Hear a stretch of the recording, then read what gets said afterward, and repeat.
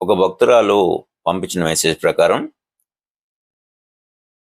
ప్రెగ్నెంట్గా ఉన్నానండి. నాకు 5 నెలలు.